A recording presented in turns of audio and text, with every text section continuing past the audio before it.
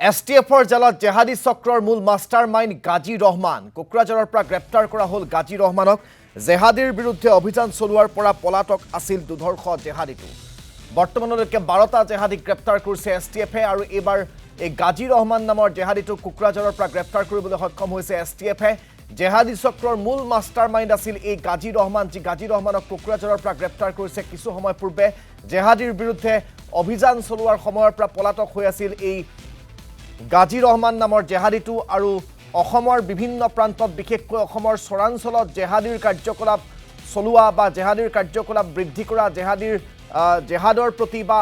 জেহাদী সংগঠনৰ প্ৰতি এই অসমৰ একাংশ যুৱক যুৱতীক আকৰ্ষিত কৰাৰ বিভিন্ন ধৰণৰ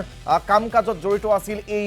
জেহাদীটো আৰু এই জেহাদীটো গাজী ৰহমান নামৰ জেহাদীটো ইতিমধ্যে কোকৰাঝাৰ আৰক্ষীয়ে কোকৰাঝাৰৰ পৰা STFে গ্ৰেপ্তাৰ কৰিবলৈ সক্ষম হৈছে এতিয়ালৈকে 12টাকৈ জেহাদীক গ্ৰেপ্তাৰ কৰিছে STFে আৰু এইবাৰ এই জেহাদী চক্ৰৰ মূল মাষ্টাৰ মাইণ্ড গাজী ৰহমান জালত পৰিছে STFৰ আমি এই গোটেই বিষয়টো সন্দৰ্ভত সবিশেষ জানিবৰ বাবে ফোনযোগে সংযোগ স্থাপন কৰিছোঁ আমাৰ জ্যেষ্ঠ সাংবাদিক মিতালী কোঁৱৰৰ সৈতে মিতালী কোঁৱৰ এই গাজী ৰহমান নামৰ জেহাদীটো কি ধৰণৰে গোটেই কাৰ্যকলাপটোত জড়িত আছিল মই সেয়া আপোনাৰ পৰা জানিব বিচাৰিম লগতে গোটেই গ্ৰেপ্তাৰৰ বিষয়টো সন্দৰ্ভত মই আপোনাৰ পৰা জানিব বিচাৰিম হয় ৰাজদীপ ইতিমধ্যে গম পাইছে যে বিগত কেইটা দিনত ধাৰাবাহিকভাৱে STFৰ যি অভিযান সেই STFৰ অভিযানত সৰ্বমুঠ 12টাকৈ জেহাদীক গ্ৰেপ্তাৰ কৰিবলৈ সক্ষম হৈছে আৰু বিশেষকৈ দেখা পোৱা গৈছে যে কোকৰাঝাৰৰ পৰা ধুবুৰীৰ পৰা এনেধৰণে যিসমূহ জেহাদীৰ সদস্য সেইসকলক গ্ৰেপ্তাৰ কৰিবলৈ সক্ষম হৈছিল যদিও গোটেই জেহাদী চক্ৰৰ যি মাষ্টাৰ মাইণ্ড গাজী ৰহমান সেই গাজী ৰহমানক আচলতে বিচাৰি পোৱা নাছিল পলাই গৈছিল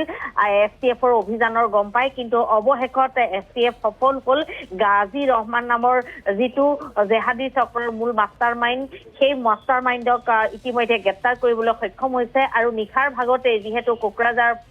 গুৱাহাটীৰ যি STFৰ মুখ্য কাৰ্যালয় তালৈ লৈ অনা হৈছে আৰু এইখিনি মুহূৰ্তত যিহেতু সোধা পোছা অব্যাহত ৰাখিছে প্ৰথম কথা হ'ল এই জেহাদী চক্ৰৰ যিসমূহ সদস্য এই সদস্যসমূহে এক নেটৱৰ্ক গঢ়ি তুলিছিল চৰাঞ্চলসমূহত আৰু যিসমূহ যুৱক সেই যুৱকসমূহক টাৰ্গেট কৰি লৈছিল আৰু নেটৱৰ্ক সৃষ্টি কৰি তেওঁলোকে জেহাদী চক্ৰৰ সৈতে জড়িত কাম কৰিবলৈ তেওঁলোকক বাধ্য কৰাইছিল আৰু সেই তথ্য লাভ কৰিছিল STFে আৰু STFৰ ফালৰ পৰা যিহেতু সহায় বিচাৰিছিল চৰাঞ্চলত বহু লোকে এই যি অভিযান এই অভিযানত সহায় কৰিছিল STFে তেওঁলোকৰ যি নেটৱৰ্ক সেই নেটৱৰ্ক বৃদ্ধি কৰি তেওঁলোকে ইতিমধ্যে এইসমূহ সকলো গ্ৰেপ্তাৰ কৰিবলৈ সক্ষম হৈছে গাজী ৰহমানে হয়তো স্বীকাৰ কৰিব যে তেওঁ ইতিমধ্যে সোধা পোছা অব্যাহত ৰাখিছে এই চক্ৰৰে আৰু কিমান যুৱক জড়িত হৈ আছে সেই সকলোখিনি ইতিমধ্যেই তেওঁলোকে স্বীকাৰ কৰিব জেৰা চলাই আছে গতিকে ক'ব লাগিব যে এক সকাহ বুলি ক'ব লাগিব যে কুটাঘাটৰ উদ্দেশ্যে যি জেহাদীৰ যি ইয়াতে পুনৰ সক্ৰিয় হৈ পৰিছে সেই সক্ৰিয় চক্ৰত ইতিমধ্যে এই জেহাদীৰ যিসকল সদস্য সেই সদস্যসকলক তেওঁলোকে নামভৰ্তি কৰোৱা বুলি ক'লেও ভুল নহ'ব কাৰণ চৰাঞ্চলৰ একাংশ যুৱকক এই চক্ৰটোৱে টাৰ্গেট কৰি লয় আৰু তেনেধৰণে সদস্য বৃদ্ধি কৰি গৈ আছিল আৰু অৱশেষত STFৰ জালত পৰিল কিন্তু এতিয়াও জোৰদাৰ অভিযান অব্যাহত আছে STFৰ কাৰণ দৈনিক দেখিবলৈ পোৱা গৈছে যে এনেধৰণে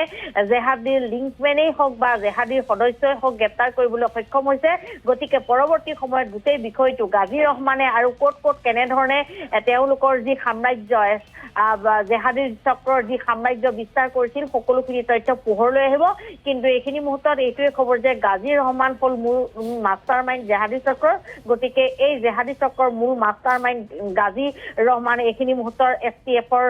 জালত আৰু ধাৰাবাহিক মাৰাথন জেৰা অব্যাহত ৰাখিছে STFৰ শীৰ্ষ বিষয়াই ৰাজদীপ ধন্যবাদ জ্ঞাপন কৰিছোঁ আপোনাক মিতালী কোঁৱৰ সবিশেষ জনোৱাৰ বাবে